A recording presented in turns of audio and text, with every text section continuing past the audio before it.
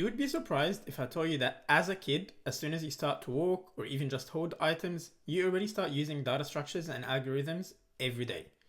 As toddlers, even grabbing a toy or playing around with it, organizing it into shapes, into objects, remembering where your toys are and where your items that you use every day is, that is you using very heavy algorithms that it took us a really long time to actually replicate in computers.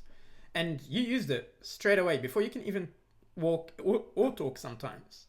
And as an adult, you use it also throughout your entire day. Away from computers, away from phones, away from anything digital, structures and algorithms rule our entire world. For example, I'm sure at some point you would have had to organize your wardrobe or your groceries or the items that you purchased. And depending on how you organize it, it can be very quick or very slow to then go and retrieve an item from this. Now, this is something that computer scientists have tried so hard to replicate in computers, and we've finally starting to do it really well. For example, if you go on Google and search for a website, it might come in the top 3 straight away. If you go on Facebook and you search for a friend that you've met before or that you've met at a party, that friend is most likely to come or show up in your friends list straight away as well. Even though Facebook has billions of people on that visit every week and that visit every month, and thousands of people that have the exact same name as that person that you happen to meet at the party, that person might be showing up straight away for you in very few seconds, to be honest. And that depends on 2 different things: the structure of your data and also the algorithm that actually sorts that data out. The differentiation between the 2 is very simple, and even though they are 2 different things, they work hand in hand to make applications or even real life processes work really quick. Structures is, in very simple terms, how you structure your data, whether it's in a wardrobe. And before we talk about data, let's talk about real life examples. It's whether you store things in a shelf or in a wardrobe or in a basket or in a box. It makes a difference, but that is what the structure is. And algorithms is actually how or the sequence of steps that you need to take to retrieve an item or to manage an item. Both of them are again separate things, but together having an optimized structure and an optimized algorithm makes retrieving things so much quicker or dealing with things so much quicker. Let's have a look, for example, at this messy wardrobe versus a clean wardrobe. The structure itself is similar. You have your t-shirts here, they have it there. You have few things messy around, and the items are the same. The exact same items exist in both. But it will be very hard to try and find the red t-shirt, for example, or the blue shirt, or the button-up, because the data in that scenario is not organized at all. So even though our structure is similar, the data is not, and it's not sorted. And so regardless of how optimized your algorithm is, it will never be able to perform at its most optimized potential. If I'm trying to find the red t-shirt and my algorithm is great at finding that, I will still not be able to find it because the structure is very messy. So what we can do is we can organize it in something similar to this, where you have boxes, you have the shoes in a particular location, the winter stuff in a particular location, the shirts and the shorts are in different locations. And now because the structure itself is actually very optimized, your algorithm, even if it is a little bit slower, will be very quick at finding items or finding things. Another way you can organize data or items in your real world is, let's talk for example about books. You can organize it by author, by title, by size, by genre, or by color.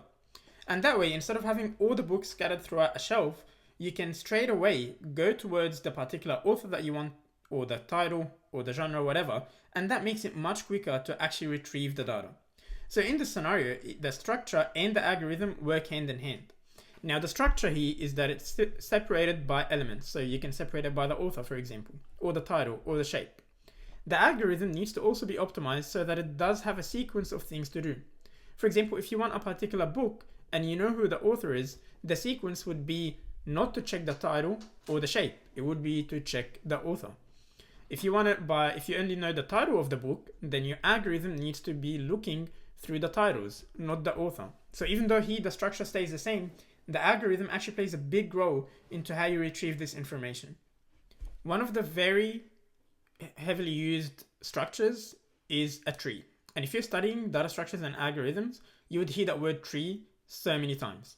But I'll be lying if I tell you that I didn't finish that entire subject without actually ever understanding what a tree is or what it's meant to represent. Tree data structures are so heavily used in social media apps, in Google, in even just normal things. For example, you would have definitely seen a family tree before. And the reason it is a very optimized structure and heavily used is because it makes your searching so much quicker. It almost cuts it by half. For example, you have the grandparents here, you've got different children and who they married, and then their children. So if I straight away get a random person and ask them, look for the youngest person, it wouldn't make sense for them to start looking from here. They will straight away know to look all the way from the bottom. Or if I say, get me the cousin, they will straight away know where to look.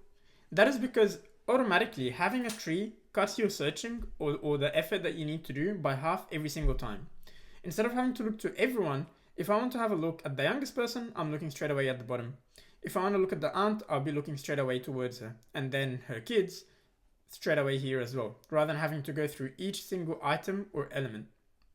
Some of the very heavily used concepts in data structures and algorithms is also how you stack elements or how you place them. For example, there is a very famous concept called LIFO, last in, first out. And it takes a while to understand what that means, but once you look into this example, it makes it very easy. If you have a stack of plates, for example, you will usually stack the plate that you picked up on top, not at the bottom. You wouldn't lift them and then put it, you would just put it at the top. But then also if you come to use one of those plates, you would remove the first one that you had. This is called first in, first out, the last in, first out, where you can place your data that way. And that way you can also see which information came first, which one's about to come out. We have another example which is called FIFO, first in, first out. And think of this one as a queue of people. The first person who arrived in this queue, which is that person, is also going to be the first person to be served. We can also use this when it comes to structuring our information or our data. Again, in the real world, it's like stacking plates. In data, it's heavily used again in databases and in Excel, in calculations, and so on. We've explored what structures are and how they can be used, but there is a really good example on how algorithms, the sequence of steps that you need to do things, actually makes a huge difference. Let's say you have a very, very organized house, and you lost your shoes in that house. Even though the structure itself is perfect, but the algorithms or the algorithm you would need to do to find your shoes needs to be optimized. For example, it wouldn't make sense at all if when you lose your shoes, the first place you would look at would be the kitchen. You would most likely start by looking into your room, next to the door, in the laundry. These are the places where you're most likely to change your clothes. And so having a different algorithm that's optimized makes a huge difference even if your structure is sorted. Or let's say you lost your keys. It wouldn't make sense if you go into each single room first, open one wardrobe and go to the next room, open a wardrobe, go to the next room, open a wardrobe, and then go and open another one. It would make sense to enter a room, have a look everywhere in that room, and then go to the other room. Again, the structure is the same, but the algorithm or the sequence of steps that you take makes a huge difference. And with that, we actually have two very famous algorithms. You've probably seen this a lot. One is ON, and one is O logarithmic n. These make a huge difference in how you structure and how you go through your data, your algorithm. Algorithms that fall under ON are ones that go in steps or in sequence towards every single part in your data.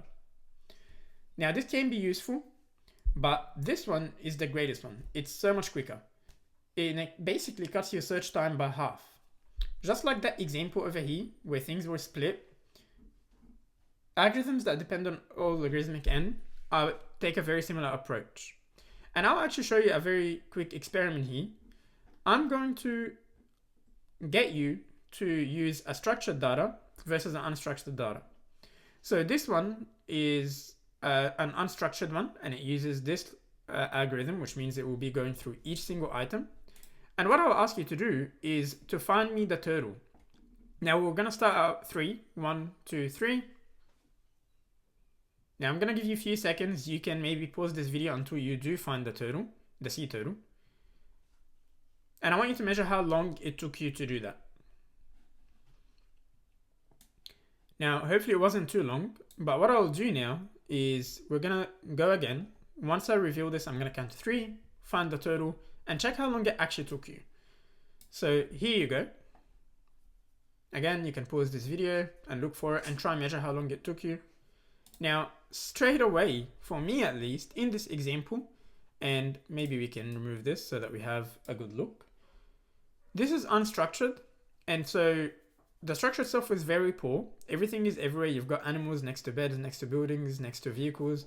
And the algorithm that I'll be using is, well, I have to go through each single item. I have to look through each single item because I don't have a choice. They're not categorized or anything like that until I find the total. While for this one, the structure uses a tree structure. We start with one item.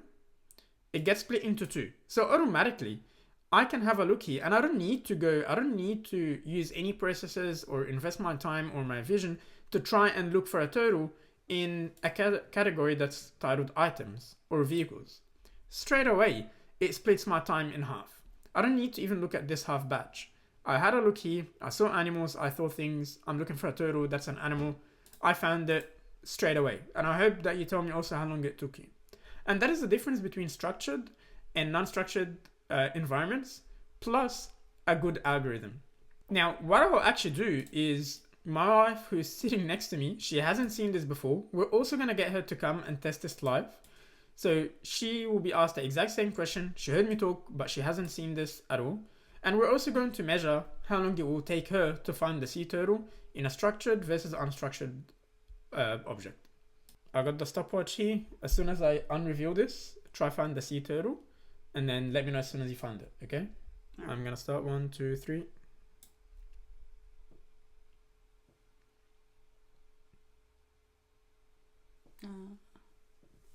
There. Yeah, good. So 10 seconds. Now, oops. Now we're gonna do the same thing, but you need to find it for this list. So this took 10 seconds in an unstructured one.